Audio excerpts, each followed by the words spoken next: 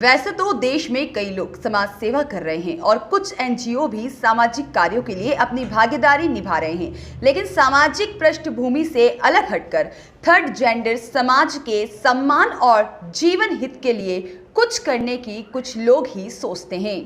ऐसा ही कुछ एनजीओ ने नई दिल्ली में भारत समर्पण अवार्ड 2023 का आयोजन किया, जिसमें मां सुनीति फाउंडेशन, वेलफेयर सोसाइटी, आशा प्रतिष्ठा चैरिटेबल ट्रस्ट के साथ बाल युवा नारी जागृति मंच ने मिलकर समाज सेवा के साथ ट्रांसजेंडर के लिए उत्कृष्ट कार्य करने वालों को भारत समर्पण अवार्ड 2023 से सम्मानित किया।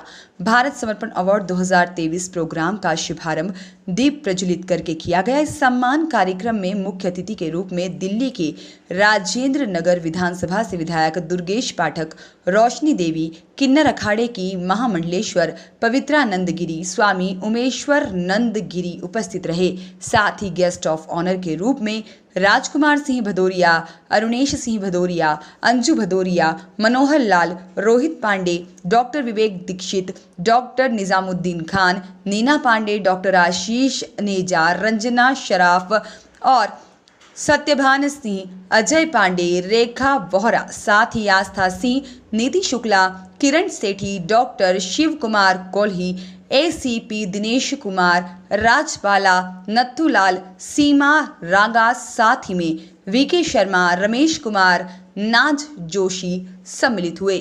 कार्यक्रम में सभी को फूल माला पहनाकर और बुके देकर स्वागत सम्मान किया गया और भारत समर्पण अवार्ड 2023 से सम्मानित किया गया।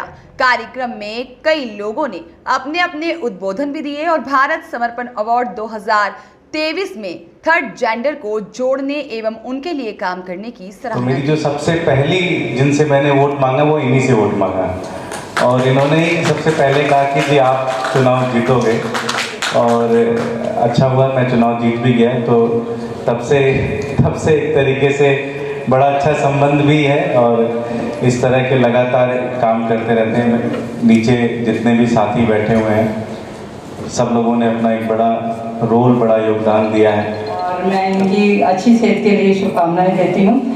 और मेरे 2-3 भाई और हैं, पारस भाई, कुंदन भाई और पारुल, इनके बिना मैं बिल्कुल अधूरी हूँ। और जैसे मुझे अपने गुरु शिव कुमार को तो हमारे जीवन में 4P का बहुत बड़ा योगदान होता है। जब तक पत्थर पर्वत से जुड़ा है निश्चित तौर पर वो सुरक्षित है। सेकंड P पत्ता, अगर पत्ता पेड़ के साथ जुड़ा हुआ है निश्चित तौर पर सुरक्षित है। थर्ड P परिवार, परिवार से निकला हुआ कोई भी व्यक्ति अगर वो चाहता है कि मैं परिवार के बाहर निकल जाऊं निश्चित तौर पर उसको आज़ादी मिल सकती है, लेकिन उसकी संस्कृति मतलब बिल्कुल हीन हो जाएगी और कहीं ना कहीं वो अपने रास्ते से भटक जाएगा। और सबसे आखिरी परिश्रम, जो कि जीवन का मूल मंत्र है। इस परिश्रम के बिना आपका जीवन अधूरा रहेगा।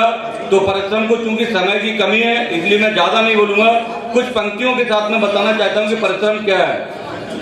कुछ चलते हैं पद चिन्हों पर, जो उन्होंने पद चिन्ह बना दिए उसके ऊपर चल पड़े। कुछ पद चिन्ह बनाते हैं, वही सूरमा है इस जग में जो अपना राह बनाते हैं। जय हिंद, जय भारत, जय श्री राम। और हम अचानक मैं पहले से साधु संतों से मिलती थी और हमने अखाड़ा स्टार्ट किया। अखाड़ा इसलिए स्टार्ट किया क्योंकि सब धर्म के अखाड़े हैं, तो हमारा किन्नर अखाड़ा क्यों नहीं होना चाहिए। को टिकट दिया और वो काफी वोटों से जीती, ये बहुत सराहनीय कार्य है। और मैं कहूंगा कि मैं भारतीय जनता पार्टी से भी आग्रह करूंगा कि वो भी थर्ड जेंडर विंग की स्थापना करे, ताकि आने वाले समय में जो थर्ड जेंडर के प्रति जो लोगों की भावना है, जो लोगों का ये जो डिफरेंसेस है, जो लोग उससे दूर रहना चाहते हैं, उनको एक रेड लाइट पर चौराहे पर भीख मांगने वाले समझते हैं, वो खत्म होनी चाहिए। ये मानसिकता खत्म होनी चाहिए। आपके इवेंट्स को और ऐसे भविष्य में गाते रहे। शुक्रिया, जय हिंद, जय भारत। बहुत ज्यादा लगाव है और मुझे इन्हें पढ़ना बहुत अच्छा लगता है। आपको बता दें कि सामाजिक संस्थानों के द्वारा किए जाने वाले कार्यक्रमों में यह पहले प्रकार का कार्यक्रम आयोजित हुआ जिसमें थर्ड जेंडर को प्राथमिकता दी गई और सामाजिक हित के लिए कार्य करने वाले समाज सेवियों और एनजीओ रन करने वालों को भारत समर्पण अवार्ड 2023 से सम्मानित किया गया है।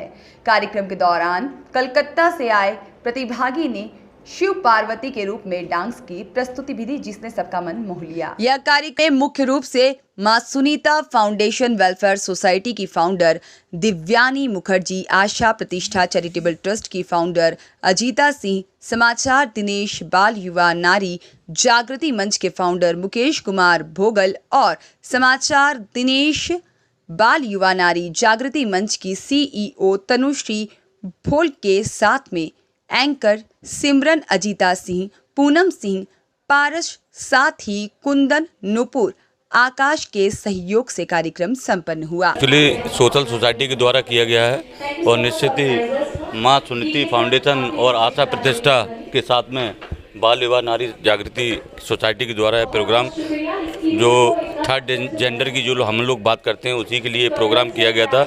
निश्चित तौर पर इस तरह के प्रोग्राम करते रहने चाहिए और कोई भी NGO जब इस तरह के कार्यक्रम करती है तो निश्चित ही हमको गर्व होना चाहिए, क्योंकि समाज में पॉलिटिक्स के साथ में आज की डेट में NGO का बहुत बड़ा योगदान हो चुका है। और निश्चित ही अगर NGO इस तरह के कार्य कर रही है तो मीडिया के साथ साथ में हर व्यक्ति को जो भी किसी भी तरीके से अगर सपोर्ट कर सकता है NGO को सपोर्ट करना चाहिए, ताकि मनोबल बढ़ते हुए वो इस तरह के कार्यक्रमों को आगे और बढ़ा सकें। मां सुनीति फाउंडेशन ने एक बहुत ही शानदार प्रोग्राम स्वतंत्रता दिवस से पहले रखा और मुझे बहुत खुशी हुई कि उन लोगों को सम्मान दिया गया जो भारत को अपना समर्पण दे रहे हैं। जब आप किसी को सम्मान देते हैं तो हम लोग जब सम्मान लेते हैं तो हमारी समर्पण की भावनाएं और बढ़ जाती हैं। और बहुत खुशी हुई कि इस मौके पर दुनिया भर से लोग आए। ग्वालियर से मेरे गणेश जी और अंजू जी आए, उनसे मिलना हुआ और ये अपने अपने क्षेत्रों में क्या क्या काम कर रहे हैं। हमें ये पता चलता है कि जो काम है वो कहीं रुकता नहीं है, चाहे वो हम कहीं महिला कर रहे हैं, पुरुष कर रहे हैं। और इवन देन जो हमारे ट्रांसजेंडर भी ये प्रोग्राम करते हैं, अपनी अपनी सेवाएं देते हैं भारत को। तो इसीलिए कहा जाता है कि भारत अनेकताओं में एकता लाता है। और ये समर्पण सिर्फ हमारा एक कोई सेवा नहीं, ये हमारा परिवार है। देश जो होता है एक परिवार की तरह रहते हैं। जब हम एक दूसरे के काम आते हैं, एक दूसरे के साथ मिलजुल कर आगे बढ़ते हैं तो वहाँ उन्नति और विकास होता है। और हम इसी तरह अपने भाई और भाभी के साथ मिलकर आगे काम करते रहेंगे।